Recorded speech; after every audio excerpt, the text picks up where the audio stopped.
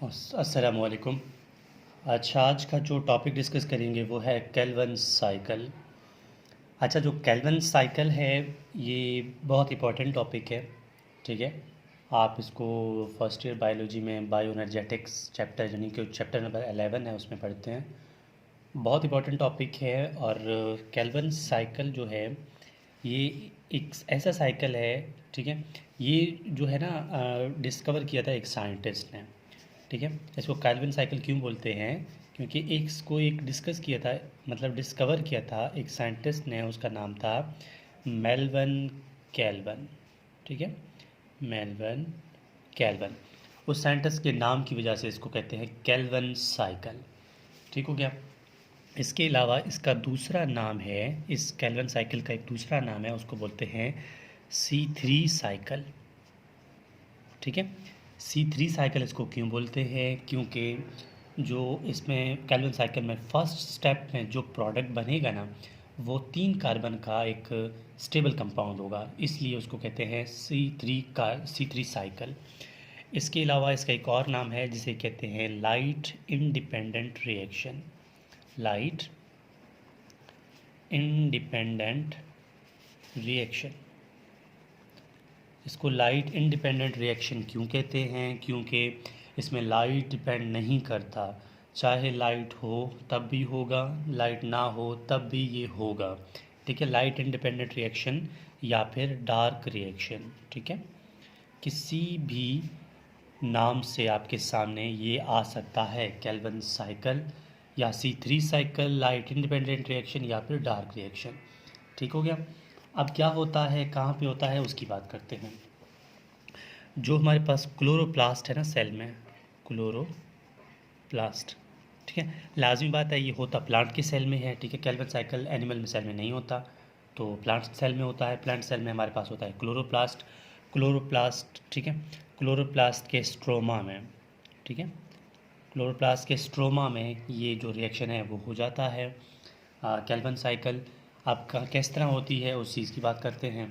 सबसे पहले हमारे पास होता है राइबोलोज बाइफॉस्फेट। ठीक है, राइबोलोज बाइफॉस्फेट ये है, राइबोलोज बाइफॉस्फेट। सबसे पहले हमारे पास होता है राइबोलोज बाइफॉस्फेट। ठीक है, मैंने शॉर्ट फॉर्म में लिखा। ये क्या करता है, लेकिन इससे पहले आपको ये पता होना चाहिए कि जो हमारे पास ये रिएक्शन होता है ना, ये 3 स्टेप्स में होता है। ठीक है, पहला स्टेप है इसमें कार्बन फिक्सेशन, कार्बन फिक्सेशन। दूसरा स्टेप इसमें होता है रिडक्शन। ठीक है, दूसरा स्टेप होता है रिडक्शन। और जो तीसरा स्टेप होता है वो होता है रीजेनरेशन। रीजेनरेशन। ठीक हो गया। तो क्या होता है, हम बात कर रहे थे कि राइबोलोज बाइफॉस्फेट होता है। राइबोलोज बाइफॉस्फेट जो है ये 5 कार्बन कंपाउंड होता है। ठीक है, 5 कार्बन कंपाउंड होता है। जैसे ही ये आगे जाएगा तो इसको मिल जाएगा कार्बन डाइऑक्साइड। ठीक है, ये किसके साथ मिल जाएगा? ये मिल जाएगा कार्बन डाइऑक्साइड के साथ। ठीक हो गया। कार्बन डाइऑक्साइड के साथ मिलने के बाद, ठीक है, ये इस तरह है ना, ये हमारे पास राइबोलोज बाइफॉस्फेट था, ये कार्बन डाइऑक्साइड था। पहले तो सबसे पहले जो राइबोलोज बाइफॉस्फेट है ये 5 कार्बन कंपाउंड है। ठीक है, तो एक कार्बन ये हुआ, मतलब टोटल 6 कार्बन हुए। तो इस स्टेप को जो इंजाइम मिलाता है उस इंजाइम का नाम है रुबिस्को।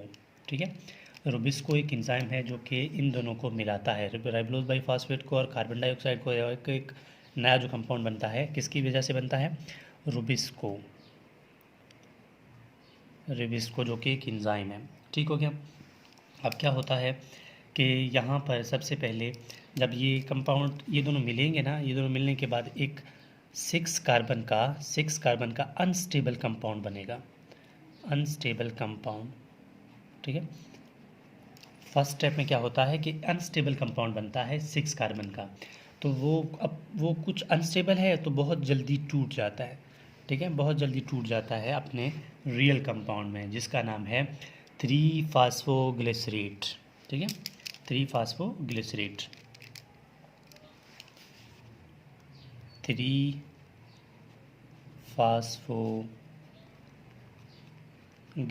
में टूट जाता है। ठीक है, तो यहाँ तक मतलब जो यह 3-फॉस्फोग्लिसरेट में कन्वर्ट हो गया, तो यहाँ तक कार्बन और कार्बन डाइऑक्साइड मिलने से जो हमारे पास ये कंपाउंड बना है, इस प्रोसेस को या इस हद तक या इस पॉइंट तक हमारा मतलब जो पॉइंट है कार्बन फिक्सेशन वो क्लियर हो जाता है।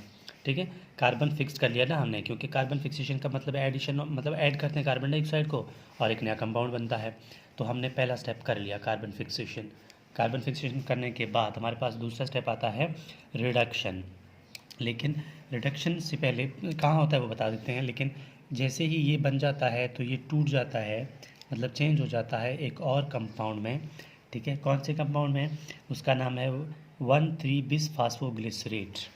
ठीक है, पहले 3 फास्फोग्लिसरेट था, अब कन्वर्ट हो गया 1,3-बिसफास्फोग्लिसरेट। बिसफास्फोग्लिसरेट 1,3-बिसफास्फोग्लिसरेट। लेकिन इस स्टेप में एक फास्फेट यूज़ हो जाता है, एटीपी यूज़ हो जाता है, एडीपी बन जाता है। मतलब एडेनिन ट्राईफॉस्फेट था, एडेनिन डाईफॉस्फेट बच जाएगा और जो एक फॉस्फेट है वो इस रिएक्शन में यूज़ हो जाएगा। ठीक है, हमारे पास क्या बना? 1,3-बिसफास्फोग्लिसरेट। अब जो 1,3-बिसफास्फोग्लिसरेट है इसकी रिडक्शन होगी। ठीक है, इसकी रिडक्शन होने के बाद क्या कंपाउंड बनेगा वो देखते हैं। ठीक है, 1,3-बिसफास्फोग्लिसरेट की रिडक्शन होगी। रिडक्शन किस तरह होगी अब वो देखते हैं। जैसे इसकी 1,3-बिसफास्फोग्लिसरेट की रिडक्शन होगी तो कंपाउंड बनेगा ग्लिसरल्डिहाइड 3-फॉस्फेट। ठीक है, कंपाउंड क्या बनेगा? ग्लिसरल्डिहाइड 3-फॉस्फेट। ग्लिसरल्डिहाइड, ठीक है, 3-फॉस्फेट। लेकिन इस रिएक्शन में यूज़ क्या होगा? इस रिएक्शन में हमारे पास जो NADPH जो कि लाइट रिएक्शन में बना था, ये रिड्यूस हो जाएगा और बनेगा NADP। ठीक है, NADP जो हमारे पास H था वो ये इस रिएक्शन में यूज़ हो जाएगा। ठीक है, ग्लिसरल्डिहाइड 3-फॉस्फेट, यानी इसमें इस स्टेप में क्या हुआ? इस स्टेप में रिडक्शन हुआ। ठीक है, इस स्टेप में रिडक्शन हुआ। अब तीसरा स्टेप हमारे पास क्या है? तीसरा स्टेप हमारे पास है, ठीक है, रिडक्शन के बाद बचता है रीजनरेशन।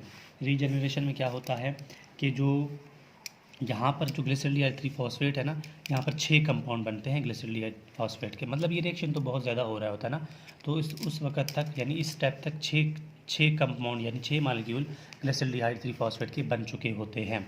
इनमें से एक जो है, इनमें से जो एक है ना मतलब एक मालिक्यूल वो तो स्प्लिट होके यानी चेंज होके ग्लूकोज बनाएगा, ग्लूकोज। ठीक है, वो एक कंपाउंड जो है वो ग्लूकोज बनाएगा। बाकी जो 5 कार्बन की ग्लिसरल्डिहाइड 3-फॉस्फेट जो है वो यहाँ से चेंज होते दोबारा राइबोलोज बाइफॉस्फेट में कन्वर्ट हो जाता है।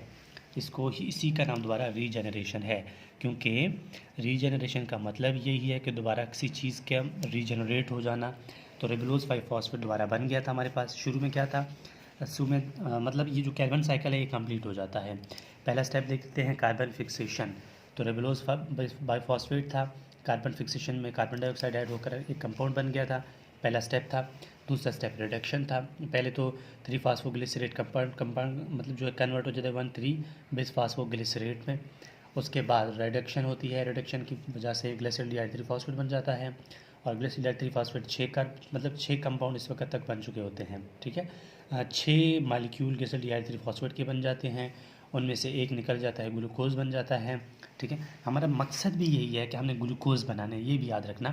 कैल्विन साइकिल का पर्पस भी यही है कि हम ग्लूकोज बनाएं यानी एनर्जी बनाएं। ठीक है, कार्बोहाइड्रेट बनाएं। ये समझ लें कि कैल्विन साइकिल का पर्पस क्या है?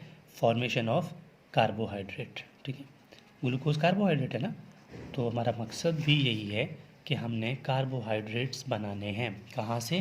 कैल्विन साइकिल में हमने मतलब इन रिएक्शन से हमने कार्बोहाइड्रेट बनाने, जैसे ग्लूकोज है तो इस स्टेप में दोबारा रीजनरेशन की वजह से मतलब ये स्टेप रिवर्स हो जाता है। ग्लिसरल्डिहाइड 3-फॉस्फेट 6 मालिक्यूल थे, एक ग्लूकोज बनाता है, जो 5 मालिक्यूल हैं वो दोबारा कन्वर्ट हो जाते हैं रिबोलोज बाइफॉस्फेट में।